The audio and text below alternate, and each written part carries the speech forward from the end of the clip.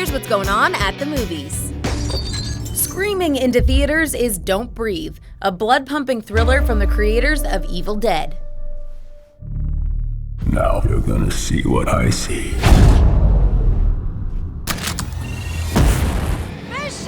The master assassin is out to save the woman he loves in the action-packed sequel, Mechanic: Resurrection. They're relentless, aren't they? So am I. Roberto Duran changed my life. Robert De Niro steps into the ring for Hands of Stone, an inspirational boxing biopic about the legendary trainer Ray Arcel. That's it. Go, go, go, go! And finally, let's find out what's hot in theaters this weekend with this week's Fanticipation. So what's your weekend ticket going to be? Let us know in the comments below. We'll see you next time on Weekend Ticket.